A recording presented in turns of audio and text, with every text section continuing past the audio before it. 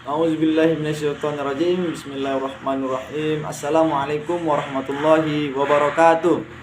Perkenalkan, nama saya Alfi Agusrian. Saya berasal dari Universitas Islam Riau, dari Prodi Teknik Perminyakan dan NPM 2132148. Nah, di sini saya akan menjelaskan sedikit tentang ragam dan laras bahasa.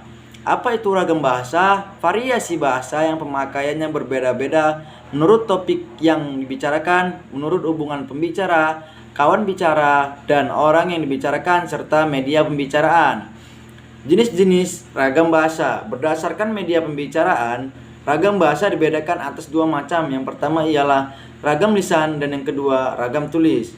Ragam bahasa lisan. Ragam lisan menghendaki adanya orang kedua. Di dalam ragam lisan, unsur-unsur fungsi gramatikal seperti subjek, predikat, dan objek tidak selalu dinyatakan. Ragam lisan sangat terikat pada kondisi, situasi, ruang, dan waktu. Ragam lisan dipengaruhi oleh tinggi, rendahnya, dan panjang pendeknya suara. Sedangkan ragam tulis dilengkapi dengan tanda baca, huruf besar, dan huruf miring. Ragam bahasa tulis. Ragam tulis tidak mengharuskan adanya teman bicara berada di depan. Fungsi-fungsi gramatikal harus nyata. Ragam tulis tidak terkait oleh situasi, kondisi, dan ruang dan waktu. Ragam tulis dilengkapi dengan tanda baca, huruf besar, dan huruf miring. Ragam baku. Ragam baku adalah ragam yang dilembagakan dan diakui oleh sebagian besar warga masyarakat. Pemakaiannya sebagai bahasa resmi dan sebagai kerangka rujukan norma bahasa dalam penggunaannya. Laras bahasa. Laras bahasa adalah kesesuaian antara bahasa dan fungsi pemakaiannya. Laras bahasa terkait langsung dengan selingkung bidang atau homestyle dan keilmuan, sehingga dikenallah laras bahasa ilmiah dengan bagian sub-sub larasnya. Perbedaan di antara sub-sub laras bahasa seperti dalam laras ilmiah itu dapat diamati dari yang pertama ialah penggunaan kosakata dan berbentuk kata. Dan yang kedua, penyusunan frasa, klausa, dan kalimat. Dan yang ketiga, penggunaan istilah. Keempat, pembentukan paragraf. Dan yang kelima, penampilan hal teknis. Dan yang keenam ialah penampilan kekhasan dalam wawancara. Berdasarkan konsepsi laras bahasa tersebut, laras bahasa ekonomi mempunyai sub-sub laras: bahasa manajemen, sublaras akuntansi, sublaras asuransi, sublaras perpajakan, dan lain-lain. Dan hakikat bahasa memiliki banyak bentuk. Yang pertama ialah bahasa adalah sebuah sistem. Bahasa itu bahwa berwujud lambang, bahasa itu berupa bunyi, bahasa itu bersifat arbitrer, bahasa itu konvensional, bahasa itu bermakna, bahasa itu bersifat unik, bahasa itu produktif, bahasa itu universal, dan bahasa itu variasi, bahasa itu dinamis, dan bahasa itu alat interaksi sosial. Nah, saya akan sedikit menjelaskan sejarah bahasa. Sebelum bahasa ditemukan, diperkirakan manusia berkomunikasi menggunakan suara-suara yang dihasilkan oleh mulut dan melalui gerakan tubuh saja. Lalu kemudian otak manusia berevolusi dan berkembang sehingga dapat memahami hal-hal yang lebih sulit. Manusia kemudian mulai menamai benda, makanan, hingga sebuah situasi menjadi sebutan yang mudah diucapkan dan diperkirakan meniru sumber suara tanda tersebut. Setelah itu, perlahan-lahan manusia bisa berbicara dengan menggabungkan dua kata yang berbeda-beda dan kemudian berkembang menjadi bahasa. Sedangkan bahasa yang beraneka ragam dan berbeda-beda di setiap negara disebabkan oleh isolasi budaya yang terjadi di zaman nenek moyang manusia.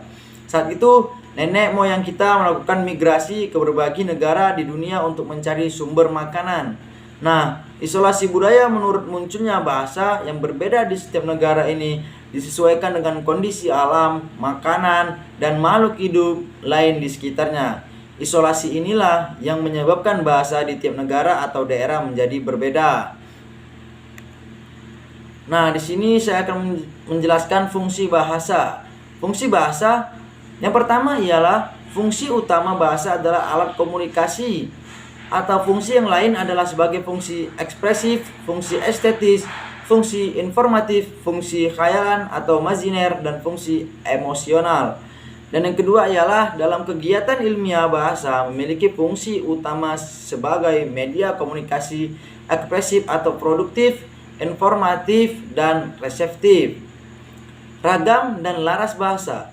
Yang pertama ialah ragam bahasa adalah variasi bahasa yang pemakaiannya berbeda-beda menurut topik yang dibicarakan, menurut pembicara, lawan bicara, dan dibicarakan serta media pembicaraan.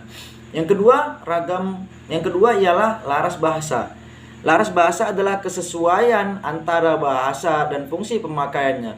Laras bahasa terkait langsung dengan selingkung bidang atau homestyle dan keilmuan, sehingga dikenallah laras bahasa ilmiah dengan bagian sub-sub larasnya. Pembedaan di antara sub-sub laras bahasa seperti dalam laras ilmiah itu dapat diamati dari penggunaan kosakata dan bentuk kata, penyusunan frasa, klausa, dan kalimat penggunaan istilah. Nah, disinilah fungsi bahasa. Fungsi bahasa berbagi macam-macam. Yang pertama ialah fungsi am. Fungsi am mempunyai juga 4 macam. Penglahiran maksud, yang kedua alat komunikasi, yang ketiga alat integrasi, dan yang keempat alat kawalan sosial. Sedangkan fungsi khusus juga memiliki 4 macam. Yang pertama ialah bahasa kebangsaan, yang kedua bahasa perpaduan, yang ketiga bahasa pertadbiran negara, dan yang keempat bahasa ilmu pengetahuan.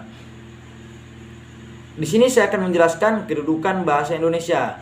Sebagai bahasa nasional, kita memiliki 4 macam bahasa. Yang pertama ialah lambang kebanggaan nasional. Yang kedua, lambang identitas nasional. Dan yang ketiga, alat pemersatu sebagai ragam masyarakat yang berbeda latar belakang sosial budaya dan bahasanya. Dan yang keempat, alat perhubungan antar budaya daerah. Dan kedudukan bahasa juga memiliki sebagai bahasa negara atau resmi. Bahasa resmi. Yang pertama ialah bahasa resmi kenegaraan, dan yang kedua bahasa pengantar dalam dunia pendidikan, dan yang ketiga alat penghubung pada tingkat nasional serta kepentingan pemerintah, dan yang keempat alat pengembang kebudayaan, ilmu pengetahuan dan teknologi. Bahasa dalam Undang-Undang Dasar 1945, Dasar Hukum Pasal 36 Undang-Undang Dasar 1945, bahasa negara ialah bahasa Indonesia. Pasal 36 Undang-Undang Dasar 1945, ketentuan lebih lanjut tentang bendera, bahasa, dan lambang negara, serta lagu kebangsaan diatur dengan undang-undang. Dan mungkin ini saja yang bisa saya sampaikan. Kurang dan lebih saya mohon maaf. Wabillahi taufik wal hidayah.